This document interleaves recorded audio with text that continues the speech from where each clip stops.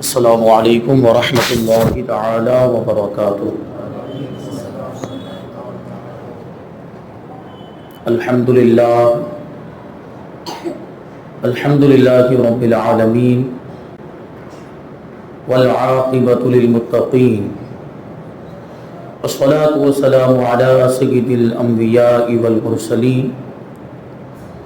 وعلی آلہ واصحابہ اجمعین، اما بعد فاعوذ باللہ من الشیطان الرجیم، بسم اللہ الرحمن الرحیم۔ ومن يعظم شعائر اللہ فإنها من تقوى القلوب، صدق اللہ مولانا العظیم وصدق رسولہ النبی الامین المتین الکریم۔ آئیے ہم اور آپ سب سے پہلے حضور سرور کائنات، فخر موجودات، باعث تخلیق کائنات، احمد مجتبی محمد مصطفیٰ صلی اللہ علیہ وسلم کی بارگاہ میں درود و سلام کا ہدیہ پیش کریں اور پڑھیں اللہم صلی علی سیدنا و مولانا محمد معدن الجود والکرم وآلہ الکرام وابنہ الکریم وبارک وسلم صلاۃ و سلام علیک یا رسول اللہ صلی اللہ تعالی علیہ وسلم۔ عزیزان ملت اسلامیہ، جیسا کہ آپ سب جانتے ہیں کہ ہم اور آپ آل انڈیا قادری مشن کے زیر اہتمام منعقد ہونے والے ہفتہ واری اجتماع میں حاضر آئے ہیں۔ یہ اللہ تبارک و تعالیٰ کا ہم پر بے پناہ فضل و احسان ہے کہ اس نے ہمیں اس محفل میں حاضر ہونے کی توفیق عطا فرمائی، کچھ سیکھنے سکھانے کی توفیق عطا فرمائی، ورنہ اس وقت ہمارے بہت سے بھائی ایسے ہیں جو باہر دوسری جگہوں پر گناہوں کے کاموں میں مبتلا ہوں گے یا فالتو اور بیکار کے کاموں میں مصروف اور مشغول ہوں گے۔ یہ ہم پر اللہ کا احسان ہے کہ اس نے ہمیں دین کے کام میں لگا دیا۔ تو یہ اجتماع الحمدللہ ہر ہفتے اتوار کے دن مغرب کی نماز کے بعد منعقد ہوتا ہے۔ زیادہ سے زیادہ تعداد میں اس میں شریک ہونے کی کوشش کریں، پابندی کے ساتھ حاضر ہوں اور اپنے دوست و احباب رشتہ داروں کو بھی لے کر آئیں تاکہ اس کا فائدہ زیادہ سے زیادہ لوگوں تک پہنچ سکے۔ الحمدللہ حضرت علامہ ذاکر رضا صاحب قبلہ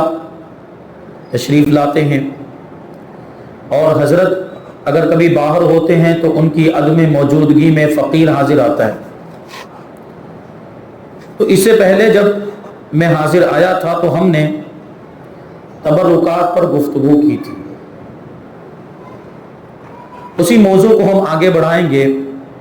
اور اسی ٹاپک پر آج بھی انشاءاللہ گفتگو ہوگی۔ اس سے پہلے والے بیان میں یہ باتیں بیان کی گئی تھی کہ صحابہ کرام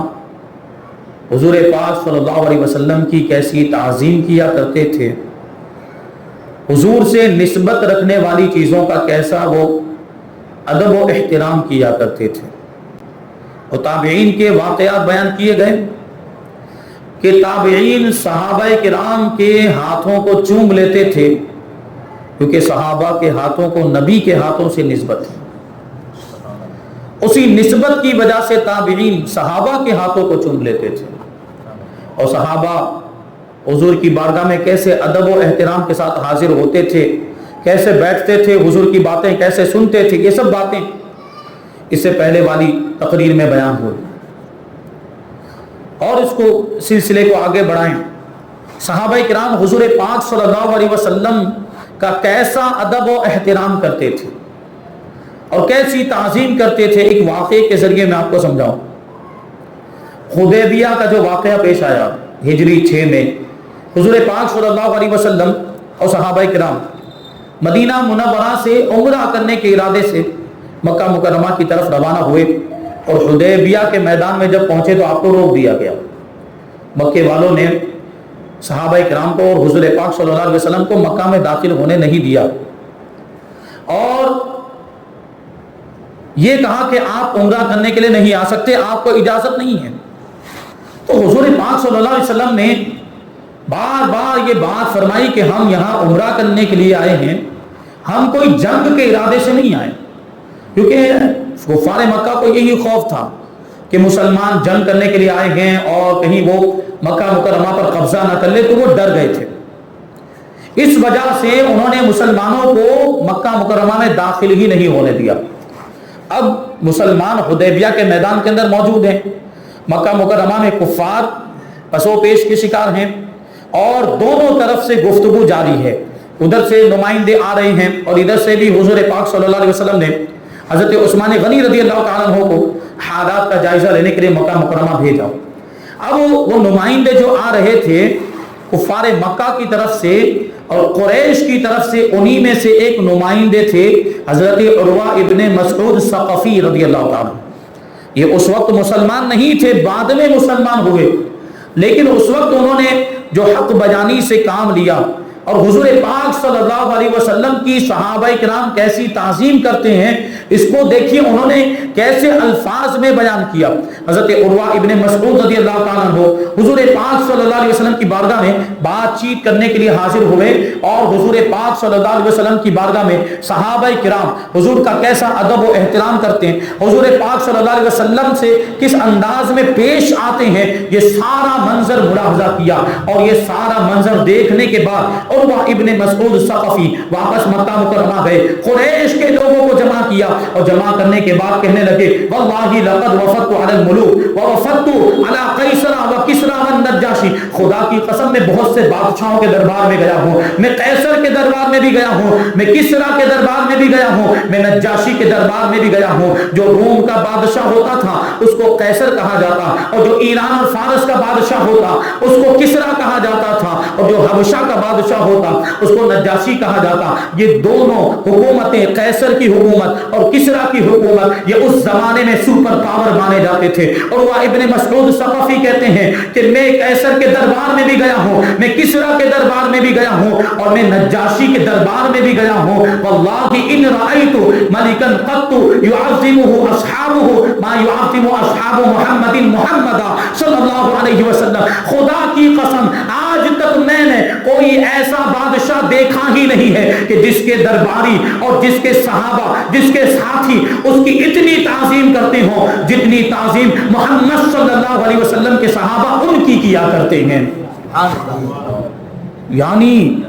حضرت عروہ ابن مسعود دیکھیں اس وقت ایمان کی حالت میں نہیں، لیکن پھر بھی حق بات بتاتے ہیں کہ صحابہ کرام حضور پاک صلی اللہ علیہ وسلم کی کیسی تعظیم کرتے ہیں، ایسی تعظیم آج تک میں نے کسی بادشاہ کی نہیں دیکھی۔ اور پھر آگے فرماتے ہیں واللہ ان تنخم نخامتا الا وقع فی کف رجل منہ، کہ جب محمد صلی اللہ علیہ وسلم اپنا تھوک مبارک نکالتے ہیں تو وہ زمین پر نہیں گرتا ہے بلکہ وہ کسی صحابی کے ہاتھ میں گرتا ہے، اور پھر کیا ہوتا ہے فدلک بها وجهه وجلده، پھر وہ صحابی حضور کے تھوک مبارک کو، حضور کے مقدس لعاب دہن کو اپنے جسم پر لگا لیتا ہے، اپنے چہرے پر لگا دیا کرتا ہے۔ ہمارے آپ کا تھوک ہو، ہمارے آپ کا ٹھکار ہو، لوگ اس سے گھن کریں، لوگ اس سے نفرت کریں، لیکن یہ حضور پاک صلی اللہ علیہ وسلم کا تھوک مبارک ہے کہ یہ تو کسی جسم پر لگ جائے، یہ کسی چہرے پر لگ جائے تو اس جسم اور اس چہرے کو جہنم کی آگ بھی نہ چھوئے۔ یہ حضور کا تھوک مبارک۔ آگے فرماتے ہیں وَإِذَا أَمَرَهُمْ ابْتَدَعُوا أَمْرَهُ، کہ جب حضور صحابہ کو کسی کام کرنے کا حکم دیتے ہیں تو فوراً صحابہ کرام حضور کے حکم کی تعمیل میں لگ جاتے ہیں اور حضور کے حکم پر عمل کرنے لگ جاتے ہیں۔ یہ وہ صحابہ ہیں کہ حضور پاک صلی اللہ علیہ وسلم کے ابرو کے اشارے پر اور ہونٹوں کی جنبش پر اپنی جان قربان کرنے کے لیے تیار ہو جاتے تھے، تو عمل کرنے لگ جاتے ہیں۔ اور آگے کہتے ہیں کہ وَإِذَا تَوَضَّأَ کادو یقتتلون علی وضوئہ، اور جب محمد صلی اللہ علیہ وسلم وضو کرتے ہیں تو ایسا لگتا ہے کہ ان کے صحابہ وضو کا پانی حاصل کرنے کے لیے آپس میں ایک دوسرے سے لڑنے لگ جائیں گے، کیونکہ وہ وضو کے پانی کو بڑا برکت والا سمجھتے تھے۔ یہ صحابہ کا عقیدہ وہی ہمارا عقیدہ ہے کہ حضور سے نسبت رکھنے والی چیزوں میں برکت ہوا کرتی ہے. تو حضور کا جو وضو کا پانی ہوتا تھا صحابہ کرام اس کو بھی زمین پر گرنے نہیں دیتے تھے بلکہ اپنے ہاتھوں میں لے لیتے تھے اور اسے اپنے چہرے پر لگا لیتے, اپنے بدن پر لگا لیتے تھے. آگے فرماتے ہیں وَإِذَا تَكَلَّمَ خَفَضُوا أَصْوَاتَهُمْ عِندَهُ, اور جب محمد صلی اللہ علیہ وسلم گفتگو فرماتے ہیں تو ان کے صحابہ اپنی آوازوں کو پست کر لیتے ہیں بلکہ خاموش ہو جاتے ہیں اور ہماتن گوش ہو کر حضور پاک صلی اللہ علیہ وسلم کی گفتگو کو سنا کرتے ہیں. اور بسا اوقات تو ایسا محسوس ہوتا ہے وہ حضور کی بارگاہ میں اس طرح ادب کی تصویر بن کر بیٹھے ہوتے ہیں کہ ایسا محسوس ہوتا ہے کہ ان کے سروں پر پرندے بیٹھے ہو, کہ جس کے سر پر پرندے ہو وہ حرکت نہیں کرتا. بالکل اسی انداز میں صحابہ کرام حضور کی بارگاہ میں ادب کا پیکر بنے ہوئے بیٹھا کرتے تھے اور انہوں نے اس طریقے سے ادب کی مثال ساری دنیا کے سامنے پیش کی ہے. آگے فرماتے ہیں کہ وما يحدون النظر الیہ تعظیما لہ, اور صحابہ کرام حضور پاک صلی اللہ علیہ وسلم کو آپ کی تعظیم و توقیر کی وجہ سے, آپ کی ہیبت اور روب و دبدبے کی وجہ سے نظر بھر کے نہیں دیکھتے تھے. صحابہ کرام ایسے اچکتی ہوئی نگاہوں سے دیکھتے تھے, یہ دیکھا اور یہ نگاہ کو جھکا دیا, کبھی نگاہ بھر کر نہیں دیکھتے تھے, ٹکٹکی باندھ کر نہیں دیکھتے تھے. اور پھر حضور پاک صلی اللہ علیہ وسلم کے نور کا عالم بھی یہ تھا کہ کوئی بھی آپ کے چہرے مبارک کو ٹکٹکی باندھ کر مسلسل تھوڑی دیر تک نہیں دیکھ پاتا تھا, اس کو خود ہی اپنی نگاہوں کو پھیر لینا پڑتا تھا. لیکن یہ صحابہ کرام حضور کی تعظیم میں حضور کو اگر دیکھتے بھی تھے تو سرسری نگاہ سے دیکھتے تھے, پھر نگاہوں کو جھکا دیتے تھے. یہ صحابہ کرام کا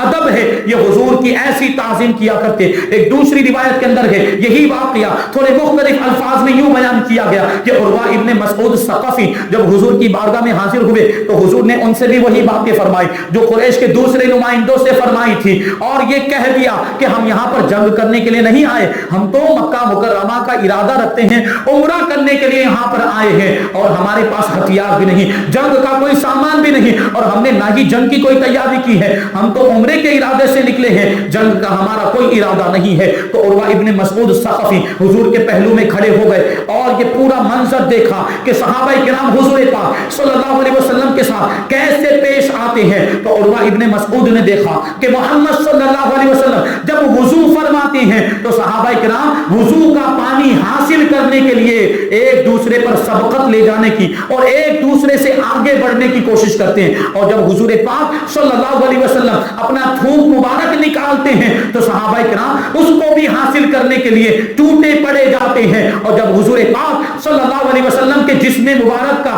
کوئی بال گرتا ہے تو اس کو بھی اٹھا کر اپنے پاس محفوظ رکھ لیا کرتے ہیں. یہ صحابہ کرام حضور پاک صلی اللہ علیہ وسلم کے مقدس بالوں کو انہوں نے اپنے پاس سنبھال کر رکھا کیونکہ وہ جانتے تھے کہ یہ کسی معمولی شخص کا بال نہیں, یہ تو سردار کائنات کا بال ہے, یہ سید المرسلین کا بال ہے, یہ امام الانبیاء کا بال ہے, یہ حضور کے مقدس منہ مبارک ہیں, یہ بڑے برکت والے ہیں, یہ قابل تعظیم ہیں. کیونکہ وہ جانتے تھے کہ ان کی تعظیم کرنا, منہ مبارک کی تعظیم کرنا, یہ حقیقت میں حضور کی تعظیم ہے, یہ حقیقت میں حضور کی تعظیم. یہ منظر دیکھا اور ابن مسعود ثقفی واپس آئے, مکہ مکرمہ میں قریش کے لوگوں کو جمع کیا اور قریش کے لوگوں کو جمع کر کے ان کو مخاطب کر کے فرمایا کہ اے گروہ قریش, میں بہت سے بادشاہوں کے دربار میں گیا ہوں, میں کسرا سے اس کے دربار میں ملا, میں قیصر سے اس کے دربار میں ملا ہوں, میں نجاشی سے اس کے ملک میں ملا, لیکن آج تک میں نے کوئی بادشاہ ایسا نہیں دیکھا جو اپنی قوم میں اتنا عزت والا ہو جتنے محمد صلی اللہ علیہ وسلم اپنے ساتھیوں کے درمیان عزت والے ہیں. ان سے زیادہ عزت والا کوئی بادشاہ میں نے دیکھا نہیں ہے. تو تم سن لو, میں نے ایسی قوم دیکھی ہے کہ وہ ہرگز کسی بھی قیمت پر محمد صلی اللہ علیہ وسلم کو تنہا نہیں چھوڑ سکتی ہے. اور وہ حضور پاک صلی اللہ علیہ وسلم کے وضو کے پانی کو جب زمین پر نہیں گرنے دیتی تو وہ ان کے خون کے قطرے کو زمین پر کیسے گرنے دے گی. تو تم فیصلہ کر لو, تمہیں اب جو تم چاہو رائے قائم کر لو, سوچ سمجھ کے رائے قائم کرنا کہ ان کا معاملہ یہ ہے کہ وہ تو ان کے نام پر اپنی جانیں قربان کر دیتے ہیں. یہی واقعہ, اسی طرح کا واقعہ جب جنگ بدر کا موقع آیا, حضور پاک صلی اللہ علیہ وسلم نے صحابہ کرام کو جمع کیا اور بہت کم تعداد میں, اس کے مقابلے میں 1000 کا لشکر, 300 313 सहाबाए किराम है। इसलिए हुजूर पाक सल्लल्लाहु अलैहि वसल्लम ने सबको बुलाकर मशवरा किया कि क्या आप लोग हमारा साथ देंगे और जंग के लिए तैयार हैं। तो सहाबाए किराम ने उस वक्त क्या जवाब दिया? बड़ी ईमान अफरोज बात कही थी और बड़ी ईमान को ताजगी बख्शने वाली बात सहाबाए किराम ने हुजूर की बारगाह में अर्ज की थी। देखिए ये वो सहाबाए किराम हैं जो हुजूर की अबरू के इशारे पर और जुम्बिश लब पर अपनी जान कुर्बान करने के लिए तैयार हो जाते हैं। तो जब हुजूर ने वो महफिल मुनाकिद की और उस महफिल मजलिस मुशावरत में सहाबाए किराम से जब ये मशवरा लिया कि क्या आप लोग जंग करने के लिए तैयार हैं और क्या आप लोग हमारा साथ देंगे, तो उस वक्त सहाबाए किराम ने कहा था कि हम मूसा की कौम की तरह आपका साथ नहीं छोड़ेंगे। मूसा की कौम ने क्या कहा था? हजरत मूसा अलैहिस्सलाम ने जब उनको दुश्मनों का मुकाबला करने के लिए बुलाया था तो उनके जो हजरत मूसा अलैहिस्सलाम की कौम के जो लोग बनी इसराइल के लोग उन्होंने क्या कहा था कि आप और आपका रब जाकर लड़े, हमें उससे क्या मतलब है। ये बात उन्होंने कही थी और हजरत हुजूर पाक सल्लल्लाहु अलैहि वसल्लम के सहाबा क्या फरमाते हैं और हुजूर की बारगाह में क्या अर्ज करते हैं कि हम कौम मूसा की तरह आपको छोड़ेंगे नहीं, आपका साथ नहीं छोड़ेंगे और उनकी तरह हम बात नहीं कहेंगे, बल्कि हम तो आपके दाएं से भी लड़ेंगे, हम तो आपके बाएं से भी लड़ेंगे, हम तो आपके आगे से भी लड़ेंगे, हम तो आपके पीछे से भी लड़ेंगे, हम दीवाना वार और परवाना वार लड़ेंगे और अगर आपका हुक्म हुआ तो हम बिखरी हुई समंदर की मौजों में भी छलांग लगा देंगे। ये सहाबाए किराम का जज्बा था। उसी को हमारे इमाम ने शेर की शक्ल में यूं बयान किया है, हुस्ने यूसुफ पे कटी मिस्र में अंगुष्टे जना, हुस्ने यूसुफ पे कटी मिस्र में अंगुष्टे जना, सर कटाते हैं तेरे नाम पे मर्दाने अरब। ये देखें आला हज़रत रज़ियल्लाहु तआला अन्हु की फन्ने शायरी में महारत भी, सनते मुकाबला इस अंदाज में इसमें बयान किया कि वहां पर देखें मिस्र के अंदर हजरत यूसुफ अलैहिस्सलाम के सरापा को देखा था, मिस्र की औरतों ने हजरत यूसुफ अलैहिस्सलाम के वजूद को देखा था, सामने मौजूद थे हजरत यूसुफ अलैहिस्सलाम और उनकी हुस्न को जब देखा तो इतनी गुम हो गई और इतनी खो गई कि उन्होंने अपनी उंगलियों पर छुरियां चला ली, लेकिन उसके बावजूद उनको पता नहीं चला, उनकी उंगलियां कट गई। हजरत यूसुफ अलैहिस्सलाम के हुस्न में मगन हो जाने की वजह से वो अपने होशो हवास खो बैठी थी। लेकिन यहां मामला देखें कि वहां पूरे वजूद को देखा, यहां वजूद ही की बात नहीं, यहां तो नबी का नाम ही काफी है और वहां उन्होंने उंगलियां काटी थी और यहां तो मर्दाने अरब यानी सहाबाए किराम अपनी जानें कुर्बान कर देते हैं और अपने सर कटा देते हैं हुजूर के नाम पर और वहां वो होशो हवास खो बैठी थी, वो गुम हो गई थी, हजरत यूसुफ अलैहिस्सलाम के हुस्न में खो गई थी। यहां होशो हवास सलामत है, यहां गुम नहीं हुए हैं, यहां खोए नहीं, बल्कि अपने पूरे होशो हवास में सहाबाए किराम हुजूर के नाम पर अपनी जानों के नजराने पेश कर दिया करते हैं। ये सहाबाए किराम सोचने जैसी बात कि हुजूर पाक सल्लल्लाहु अलैहि वसल्लम से ऐसी मोहब्बत और हुजूर पाक सल्लल्लाहु अलैहि वसल्लम की ऐसी ताज़ीम, तो वो तबर्रुकात की कैसी ताज़ीम करते होंगे, हुजूर से निस्बत रखने वाली चीज़ों का कैसा अदब करते होंगे। यही हुदैबिया का मैदान, मैंने इशारा किया था पिछले वाले बयान में कि जब हुजूर पाक सल्लल्लाहु अलैहि वसल्लम और सहाबाए किराम को रोक दिया गया तो अब क्या हुआ, ऐसे मौके पर शरीयत का हुक्म है कि अगर कोई उम्रे के इरादे से निकले, एहराम बांध लिया, या हज के इरादे से निकले, एहराम बांध लिया, नियत कर ली है और अब मुहस्सर हो गया यानी किसी दुश्मन ने रोक दिया या कोई और रुकावट आ गई या मिसाल के तौर पर कोई मूजी जानवर है रास्ते के अंदर के वो जाने नहीं देता और अगर गए तो वो हमें नुकसान पहुंचा देगा, तो ऐसे शख्स को मुहस्सर कहा जाता है और उसके लिए हुक्म ये होता है कि वो कुर्बानी का जानवर हरम में भेजे और हरम में उसके जानवर को ज़बह किया जाए और जब वो जानवर हरम में जाने के बाद जब ज़बह हो जाए तो उसको किसी तरह से उसकी कोई निशानी मुकर्रर कर ले कि फुला वक्त पर फुला टाइम पर ये निशान और फुला दिन में ये जानवर ज़बह किया जाएगा। तो उसके बाद जब वो जानवर ज़बह हो जाए और इसको यकीन हो जाए या गालिब गुमान हो जाए कि मेरा जानवर जो है हरम के अंदर ज़बह हो चुका है, तो अब ये यहीं पर हलक करवा के सर मुंडाकर एहराम से बाहर हो जाए। तो हुजूर पाक सल्लल्लाहु अलैहि वसल्लम ने भी हदी का जानवर हरम के अंदर ज़बह करने के लिए भेज दिया। तो हुजूर पाक सल्लल्लाहु अलैहि वसल्लम का जानवर ज़बह कर दिया गया तो हुजूर पाक सल्लल्लाहु अलैहि वसल्लम ने अपने सर के बालों को मुड़ा दिया और आपके सर के बाल उतरे तो हुजूर पाक सल्लल्लाहु अलैहि वसल्लम ने उन मुबारक बालों को, उन मुंह मुबारक को एक सब्ज दरख्त की शाख पर रखवा दिया। अब वहां पे देखिए हुजूर पाक सल्लल्लाहु अलैहि वसल्लम ये जानते थे कि मेरे सहाबा मुझसे कितनी मोहब्बत करते हैं और मेरे सहाबा मुझसे निस्बत रखने वाली चीजों को हासिल करने के लिए किस अंदाज में एक दूसरे पर सबकत ले जाने की कोशिश करते हैं। हमारे आपके बाल हो तो वो फेंक दिए जाते हैं या ज्यादा से ज्यादा अगर एहतियात करें तो हम उसको दफन कर देंगे। कोई लेने के लिए तैयार नहीं होगा, कोई अपने पास महफूज रखने के लिए तैयार नहीं होगा। लेकिन सहाबा जानते थे कि ये किसके बाल हैं, वो अजीम शख्सियत के बाल हैं जो सरदार कायनात हैं और खुदा के बाद अगर किसी का सबसे बड़ा मर्तबा है तो नबी पाक सल्लल्लाहु अलैहि वसल्लम का मर्तबा है। सहाबा जानते थे, इसलिए हुजूर पाक सल्लल्लाहु अलैहि वसल्लम ने बाल मुबारक को वो दरख्त की शाख पर रखवा दिया। अब सहाबा किराम टूट पड़े बाल मुबारक को हासिल करने के लिए और उस दरख्त के नीचे जमा हो गए और बाल को हासिल करने लग गए, हुजूर के मुंह मुबारक को हासिल करने लग गए और सबने अपने अपने एतबार से हुजूर के बाल मुबारक को ले लिया और अपने पास महफूज रख लिया। हजरत बीबी उम्मे अम्मारा रज़ियल्लाहु ताला अन्हा बयान करती है कि मुझे भी उन बालों में से कुछ बाल नसीब हुए, मुझे भी हुजूर पाक सल्लल्लाहु अलैहि वसल्लम के बाल मिल गए तो मैंने उसको महफूज रख लिया। और मामला ये था कि जब कभी अब हुजूर पाक सल्लल्लाहु अलैहि वसल्लम के ज़ाहिरी विसाल के बाद मेरे पास कोई बीमार लाया जाता तो उन बालों को पानी में डुबोकर वो पानी उसको पिला दिया जाता था तो शिफा हो जाती थी। हजरत बीबी उम्मे सलमा के बारे में भी ऐसी रिवायत मौजूद है कि उनके पास भी हुजूर के बाल मुबारक मौजूद थे, हुजूर के मुंह मुबारक मौजूद और उन्होंने एक डिब्बी के अंदर, एक डिबिया के अंदर हुजूर के बाल को महफूज किया था। एक शीशी के अंदर बड़े अदब के साथ संभाल कर उन्होंने हुजूर के मुंह मुबारक को रखा हुआ था। और होता यह था कि जब कोई बीमार आता था और जब कोई मरीज आता तो उस डिबिया को हजरत बीबी उम्मे सलमा रज़ियल्लाहु ताला अन्हा पानी में घुमा देती थी, फिर वो पानी बीमार को पिला दिया जाता तो बीमार शिफा याब हो जाया करता था। इसी को शायर ने बड़े प्यारे अंदाज में कहा है, बड़ा ही मशहूर शेर है कि घुमाती उम्मे सलमा पानी में मुंह मुबारक को, घुमाती उम्मे सलमा पानी में मुंह मुबारक को, मरीजों को शिफा देते मेरे सरकार के गेसू, मरीजों को शिफा देते मेरे सरकार के गेसू। और देखिए कितनी बातें और कितने प्यारे प्यारे वाक़यात हजरत सहल इब्ने साद रज़ियल्लाहु ताला अन्हु बयान करते हैं कि एक शख्स हुजूर पाक सल्लल्लाहु अलैहि वसल्लम की बारगाह में हाजिर हुए और उन्होंने हुजूर से चादर मांगी कि आप मुझे अपनी चादर अता फरमाएं।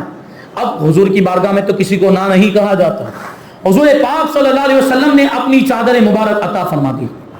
अब जब वो जाने लगे तो सहाबा किराम ने उनसे पूछा कि आपने हुजूर की चादर क्यों मांगी? तो उन्होंने जवाब दिया, वल्लाही मा सअलतुहा इल्ला लितकूना कफनी यौम अमूत, कि मैंने हुजूर से हुजूर की चादर सिर्फ इसलिए मांगी है ताकि जब मेरा इंतकाल हो तो इसी चादर में मुझे कफन पहनाया जाए और ताकि इसकी जो बरकतें हैं मेरी कब्र में भी शामिल रहें और मुझे कब्र के अंदर आसानी हो। ये हुजूर पाक सल्लल्लाहु अलैहि वसल्लम के सहाबा किराम देखिए हुजूर की चादर को वो बरकत वाला समझते थे, तभी तो उन्होंने मांगा। वो हुजूर पाक सल्लल्लाहु अलैहि वसल्लम की चादर को मुबारक समझते थे, इसलिए तो हुजूर से हासिल किया और उन्होंने वसीयत की कि जब मेरा इंतकाल हो जाए तो इसी चादर में मुझे कफन पहनाया जाए। हजरत अस्मा बिनते अबी बकर सिद्दीक रज़ियल्लाहु ताला अन्हा के पास हुजूर पाक सल्लल्लाहु अलैहि वसल्लम का एक जुब्बा था। उस जुब्बे के बारे में फरमाती हैं कि हाज़िही जुब्बतुन कानत इंदा आयशा रज़ियल्लाहु अन्हा हत्ता कुबिदत फलम्मा कुबिदत क़बस्तुहा। ये जुब्बा रसूल पाक सल्लल्लाहु अलैहि वसल्लम का हजरत बीबी आयशा सिद्दीक़ा रज़ियल्लाहु ताला अन्हा के पास था, यहां तक कि उनका इंतकाल हो गया। यानी ये जुब्बा हजरत बीबी आयशा सिद्दीक़ा रज़ियल्लाहु ताला अन्हा के पास उनकी वफात तक रहा और जब हजरत आयशा सिद्दीक़ा रज़ियल्लाहु ताला अन्हा की वफात हो गई तो ये जुब्बा मैंने हासिल कर लिया, इस जुब्बे को मैंने ले लिया। हजरत अस्मा बिनते अबी बकर रज़ियल्लाहु अन्हा बयान करती हैं कि कान नबी सल्लल्लाहु अलैहि वसल्लम यलबसुहा, कि अल्लाह के रसूल सल्लल्लाहु अलैहि वसल्लम इस जुब्बे मुबारका को पहना करते थे, ज़ेबे तन फरमाया करते थे। व नहनु नग़सिलुहा लिल मर्दा युस्तशफा बिहा, और हम अब इसी जुब्बे को धोकर मरीजों को पिलाते हैं तो उससे शिफा हो जाया करती है। ये सहाबा का अकीदा है, ये सहाबा किराम और सहाबियात का अकीदा है, वही अकीदा जो हमारा अकीदा है। हज़रत अनस इब्ने मालिक रज़ियल्लाहु ताला अन्हु बयान करते हैं कि एक मर्तबा अल्लाह के रसूल सल्लल्लाहु अलैहि वसल्लम हमारे घर तशरीफ लाए। हुजूर पाक सल्लल्लाहु अलैहि वसल्लम ने ہمارے گھر میں ایک لٹکے ہوئے مشکیزے سے منہ لگا کر پانی پیا. مشکیزہ جو چمڑے کا ہوتا ہے. تو حضرت انس کہتے ہیں میری والدہ ماجدہ حضرت بی بی ام سلیم رضی اللہ تعالیٰ عنہ کھڑی ہوئی اور جہاں پر مشکیزے کے جس حصے پر حضور کے لب مبارک لگے تھے اتنے حصے کو کاٹ کر محفوظ کر لیا. یہ صحابیہ ہیں حضرت ام سلیم رضی اللہ عنہ, حضرت انس رضی اللہ تعالیٰ عنہ کی والدہ, انہوں نے اتنے حصے کو محفوظ کر لیا. حضرت انس فرماتے کہ آج تک وہ حصہ, اس مشکیزے کا کٹا ہوا حصہ ہمارے گھر میں محفوظ ہے. یہ حضور کی تعظیم نہیں تو اور کیا ہے کہ حضور نے ہونٹ لگا دیے, حضور کے لب مبارک لگ گئے تو اس کو کاٹ کر محفوظ رکھ لیا گیا. یہ صحابہ کا عقیدہ اور یہ صحابہ کا عمل ہمیں بتا رہا ہے کہ حضور سے نسبت رکھنے والی چیزوں میں برکت ہوتی ہے اور وہ ہمارے لیے قابل احترام اور قابل تعظیم ہو جایا کرتی ہے. حضرت خداش ابن ابی خداش رضی اللہ تعالیٰ عنہ, ان کے پاس حضور پاک صلی اللہ علیہ وسلم کا ایک پیالہ تھا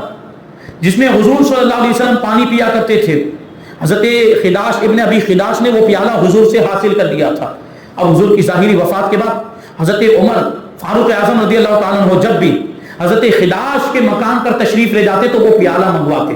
اور اسی پیالے کے اندر زمزم کا پانی ڈلواتے اور پھر وہ زمزم کا پانی اسی پیالے کے ذریعے نوش فرماتے اور کچھ پانی بچ جاتا تھا تو اس پانی کے چھینٹے اپنے چہرے پر مارا کرتے تھے.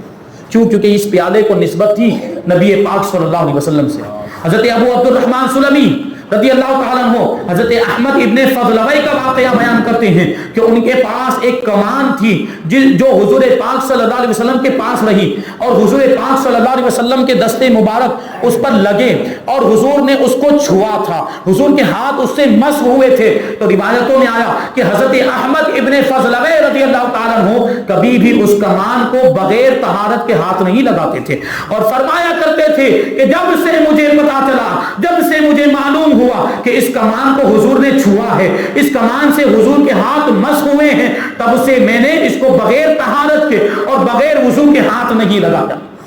تو یہ صحابہ کا عمل ہمیں بتاتا, بزرگان دین کا عمل ہمیں بتاتا ہے کہ تبرکات کی جب زیارت کی جائے تو پوری پاکی کے ساتھ حاضر ہونا چاہیے. آج بھی کہیں پر بھی اگر تبرکات کی زیارت کا پروگرام رکھا جائے, حضور کے منہ مبارک کی زیارت کا پروگرام ہو تو باوضو ہو کر حاضر ہونا چاہیے اور بہتر یہ کہ غسل کر کے حاضر ہو تاکہ اس کی برکتیں حاصل ہو جائے. خبردار ہرگز بے وضو ہو کر یا ناپاکی کی حالت میں تو ہرگز بھی نہیں, کیونکہ یہ ساری چیزیں ادب والی چیزیں ہیں. تبرکات کا ادب ہونا چاہیے. اور اس سے پہلے میں نے بتایا تھا کہ تبرکات کی اگر بے ادبی ہوتی ہے تو نقصان کا سامنا بھی کرنا پڑ سکتا ہے اور کبھی اس کی وجہ سے بیماریاں بھی آتی ہیں, اس کی وجہ سے مصیبتیں بھی آتی ہیں. اگر یہ تبرکات کی بے ادبی ہو تو خبردار ہرگز بے ادبی نہیں ہونی چاہیے. ایک واقعہ اس کے تعلق سے بڑا طویل ہے, انشاءاللہ پھر کبھی بیان کریں گے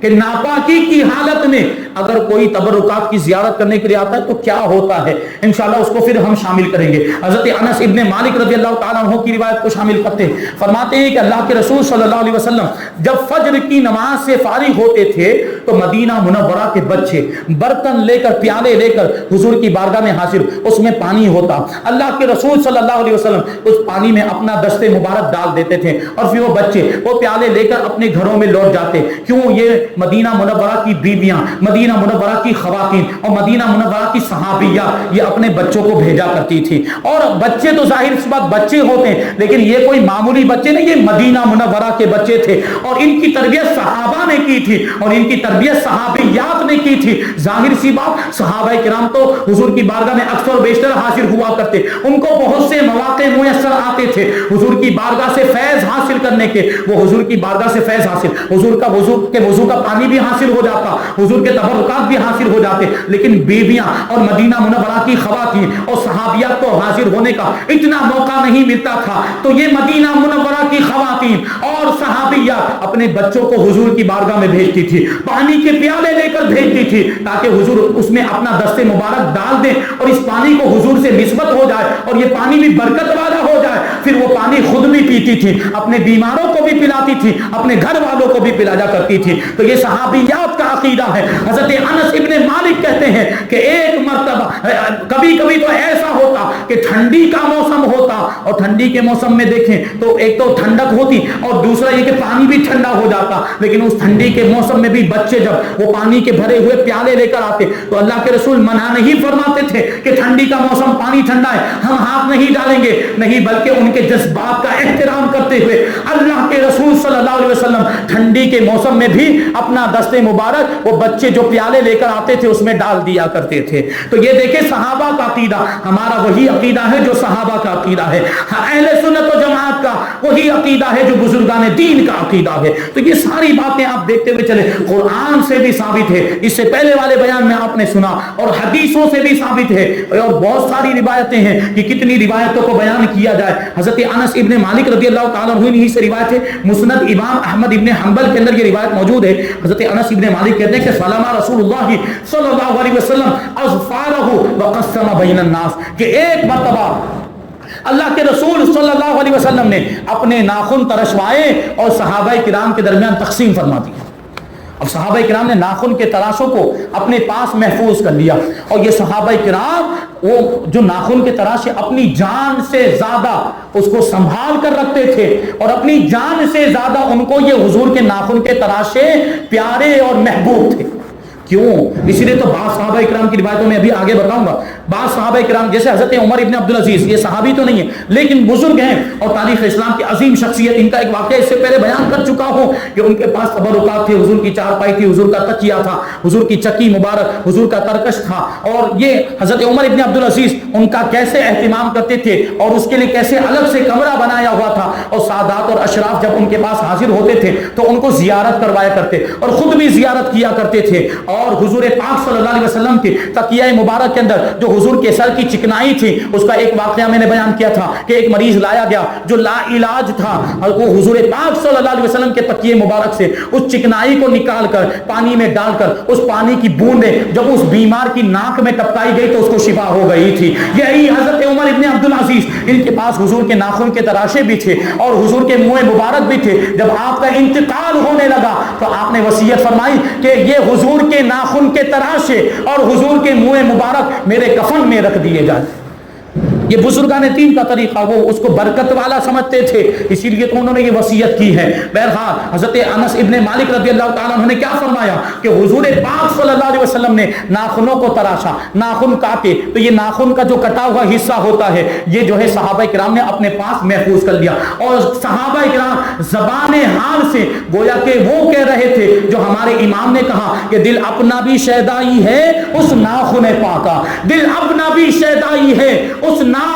پاکا, اتنا بھی تو مہے نو پہ نہ اے چرخے کوہن پھول, یہ پھولنا وہ اترانے والا پھولنا, یعنی اے چرخے کوہن یعنی اے پرانے آسمان, تو نئے چاند پر مت اترا, تو نئے چاند پر مت پھول, ہمارے پاس حضور کے ناخن کے تراشے ہیں اور حضور کے ناخن کے جو کٹے ہوئے حصے ہیں اس کے مقابلے میں یہ جو نیا چاند ہے وہ بھی ہماری نگاہ میں کوئی حیثیت نہیں رکھتا. یہ صحابہ کرام اپنی زبان حال سے کہہ رہے ہیں, اور اعلیٰ حضرت رضی اللہ تعالیٰ عنہ نے شعر کی شکل میں اس کی ترجمانی کی ہے کہ دل اپنا بھی شیدائی ہے اس ناخن پاکا. یہ ہاتھ کے ناخن تو اور زیادہ خوبصورت ہوتے ہیں, لیکن حضور کے پاؤں کے ناخن کی خوبصورتی, ناخن پا یعنی پاؤں کے ناخن, کہ دل اپنا بھی شیدائی ہے اس ناخن پاکا, اتنا بھی تو مہے نو پہ نہ اے چرخے کوہن پھول, یعنی اے چرخے کوہن اے پرانے آسمان, کیونکہ آسمان کو بنے ہوئے ہزاروں سال ہو گئے, لاکھوں سال ہو گئے, اور حضور پاک صلی اللہ علیہ وسلم کے مبارک ناخن ابھی ابھی ظاہر ہوئے ہیں, جس میں ظاہری سے ابھی ابھی نمودار ہوئے اور ان کو ابھی ابھی کاٹا گیا ہے, لیکن اس کی شان یہ ہے اور اس کی کیفیت یہ ہے کہ وہ اتنا زیادہ محبوب ہے, وہ ناخن کا تراشا ہمیں اتنا زیادہ پیارا ہے کہ پھر آسمان کا نیا چاند بھی اس کے مقابلے میں کوئی اوقات نہیں رکھتا. یہ صحابہ کرام, اور پھر یہ بھی غور کریں کہ جب نیا چاند ہوتا ہے وہ بالکل باریک ہوتا ہے, اور آپ ناخن کے تراشے کو دیکھیں تو وہ بھی نئے چاند کی طرح لگتا ہے. تو اعلیٰ حضرت رضی اللہ تعالیٰ عنہ اس میں دیکھیں استعارہ بھی ہے, اور فرماتے ہیں کہ وہ چاند, اے آسمان تیرے اندر چاند, اور چاند کی مثالیں دی جاتی ہوگی خوبصورتی کے معاملے میں, لوگ اپنے محبوب کے چہرے کو چاند سے تشبیہ دیا کرتے ہیں, لیکن ہمارے نبی کے چہرے کی بات تو دور ہے, یہ تیرا جو چاند ہے اے آسمان سن لے, یہ چاند ہمارے نبی کے ناخن کے تراشے کا بھی مقابلہ نہیں کر سکتا. یہ ہمارے آقا کی شان ہے۔ تو صحابہ کرام ایسا ادب و احترام کرتے تھے۔ اور بھی بہت ساری باتیں ہیں اور بھی بہت سارے واقعات انشاءاللہ تبارک و تعالیٰ پھر کبھی موقع ملا تو بیان کیے جائیں گے۔ اللہ تبارک و تعالیٰ کی بارگاہ میں دعا ہے کہ جو کچھ بھی بیان ہوا اس پر ہم سب کو عمل کرنے کی توفیق عطا فرمائے۔ حضور پاک صلی اللہ علیہ وسلم کے تبرکات کی تعظیم، ان کا ادب و احترام کرنے اور ان سے برکتیں حاصل کرنے کی توفیق عطا فرمائے۔ بزرگان دین کے تبرکات سے برکتیں حاصل کرنے کی توفیق عطا فرمائے۔ مذہب اہل سنت و جماعت مسلک اعلی حضرت پر ہم سب کو قائم و دائم رکھے اور اسی پر ہم سب کا خاتمہ فرمائے۔ وما علینا الا البلاغ۔ السلام علیکم۔